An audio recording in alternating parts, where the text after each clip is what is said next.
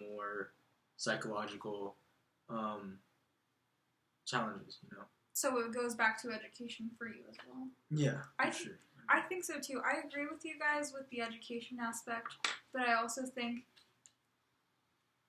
I don't know how I feel about expanding the budget. I think that as it is right now, there are a lot of different police forces that use a lot of unnecessary spending. Like, my hometown has a SWAT team car, which very unnecessary for a town with 30,000 people, Amarillo? No, Waxahachie. Oh, yeah. You were born in Waxahachie? I grew up there, Okay. yeah. Nice. But, I mean, a SWAT car. I feel like every town needs a SWAT car. Because what are you going to do if, like, some crazy shit happens? No, we have. We are already in a pandemic. This is pretty crazy to me. Waxahachie's pretty country. They might be scared of those rednecks. Okay, but the rednecks are in the police force.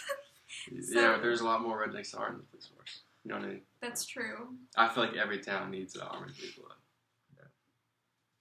Okay. Because you're like because the police is still technically like the military, so you need like a military vehicle to be a military contract.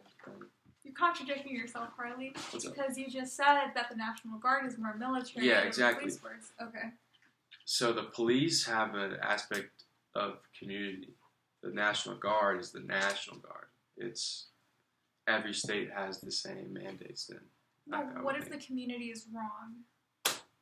What do you mean by wrong? Like, what do you mean by that? Sometimes I think the National Guard implies uniformity, and sometimes that is necessary. If we go back to the Civil Rights Movement, whenever I don't know the exact name, Little Rock, whenever Arkansas, when the children were trying to they were trying to desegregate schools.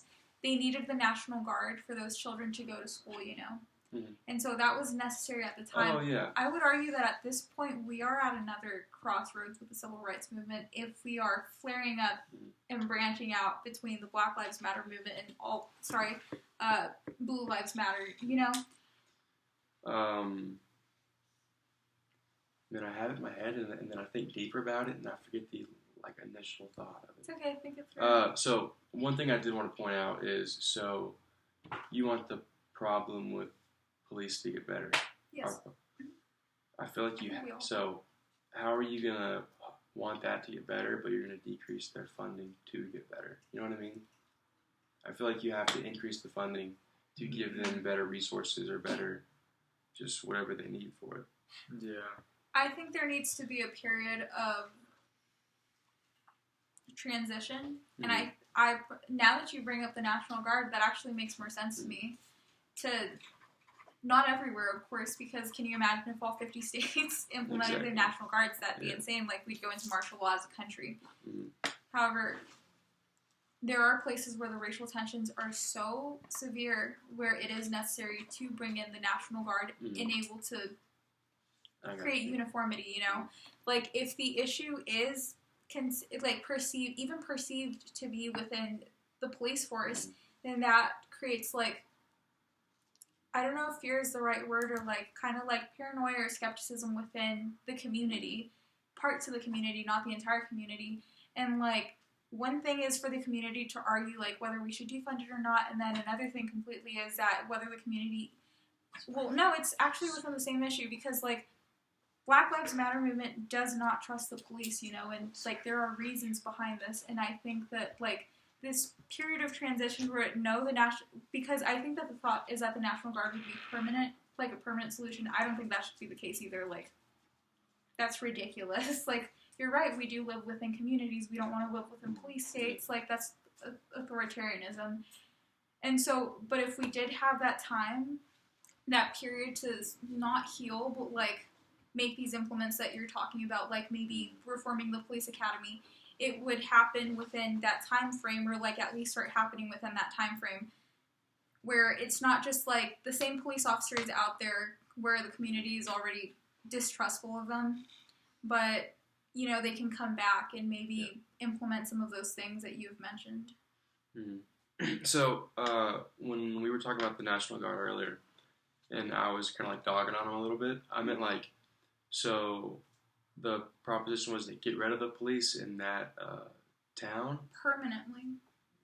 that was the proposition. So the question was, well, who should police that, like, acreage? You know what I mean? Yeah.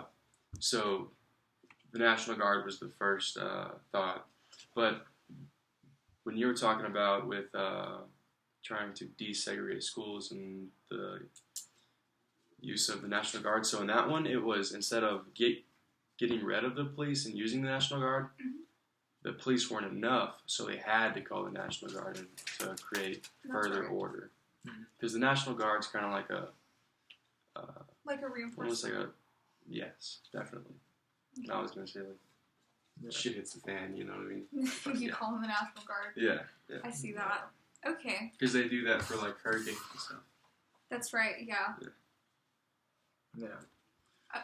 Well, you know. So I feel like the National Guard today is used more for like hurricane and like natural disaster relief than it is for like military enforcement. See, but that's the thing. Law enforcement implies that like one of you had mentioned that like the police nowadays are only there to give us tickets and like pull us over. Yeah. I still see the National Guard as like a serving project. My brother's in the National Guard and he was sent to the whatever hurricane was in the one from a couple years ago. The most recent one. Yeah, and he's also been sent for COVID relief things. And to me, the first thing that comes to mind is serving, which is what I should be thinking about the police, you know. I don't think that the police should be administering COVID shots or, like, serving in hurricanes as involved as the National Guard is.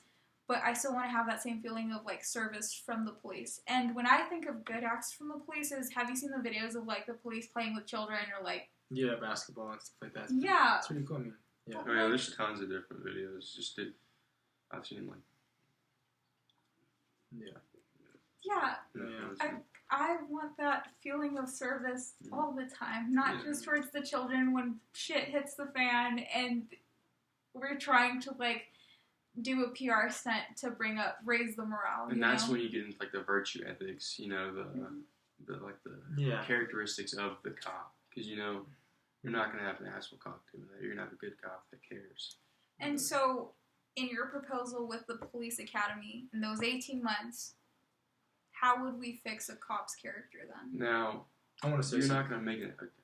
No, this is an example that Aristotle says, which I believe is really good. So, this fear may be felt either too little or too much, but when we feel fear at the right time with reference to the right objects, toward the right people, with the right motive and the right way, is intermediate and best, which is a characteristic of virtue. So, I mean, right there, just, I think it talks about how, just on the situation, you know, your mental state, you know, what you are feeling, and the motive of it is obviously going to be different, but, you know, it is the right way, the right motive, the right people, which is, you know, a characteristic of virtue. So, do you think that there's an overarching motive behind that fear then? Because yeah, I mean, for sure, there's definitely... I think it's human nature. So you mean like the fear that people have for police officers? No, well, he's saying, like, sorry, can you, like, paraphrase that again? Yeah, for sure. No, I'm talking about, you know, as, you know, fear maybe you feel, you know, depending on, you know, what the situation, the fearness of it, the intensity of it, you know, at the right time, at the right object, you know, the right way, the right people, and the right motive, you know, it's, you know, characteristic of a virtue, you know, the right way is what is intermediate, sorry, I can't talk, and best, which is the characteristic of virtue. So when things go wrong, do you think that the motive shifts from protecting the community to, like, protecting themselves? I don't think that that's necessarily bad, either. No. It's like a self-defense aspect, you mean? Yeah. What do you think, Josh? Yeah, I mean, there's always, I mean, I think, you know, as a cop, depending on your situation, like, where you live, you know, as, there's more violence in Chicago, you know, and stuff like that, you would want to be more aware in those communities, you know, those neighborhoods where there is a high rate of, you know, maybe murder, gun violence, and stuff like that. where you'd want to be ready for self-defense. So, and it just comes down to the atmosphere where, I mean, obviously a cop from, let's say, Plainview is inactive from a cop from, Dallas. They're, and if you switch them into different, if you just, environments, they would completely be, stuck with what should I do, and I think one thing is that, I feel like whenever cops have a job and they move places, I really don't know if they I think they do have training, but it just moves their ass, like they're different people from different places. Yeah. And I think it is pretty much, I think it could be a problem when you come down to it, because you grew your psychologically thoughts through, whichever community, and you're changing it to this different one, but, your thought might be, oh, this one was better, and, that might lead to something wrong or something negative. So I think on the situation, on how, the good decisions you do, and just the mindset in the area is the mindset in the area you are in is what matters, and how you should be taking care of that situation. And I feel like definitely when you get those bad apples, it's like we were talking about, where you take like a Plainview cop and put him in Dallas. He's in a lot higher stress of his situations in Dallas than maybe Plainview, Texas. So say he's a bad apple and you put him in a more stressful situation. He's a bad apple. I mean, he could flip because of stress. Yeah. That's just human nature. You're stressed out, and you maybe make a rash decision. So there isn't a universal protocol for Exactly. police officers. Nothing really ever. I feel like nothing ever in philosophy is or can be absolute. Okay. That's good. So how about in... But I'd say the only thing that could be is goodwill, like Kant said.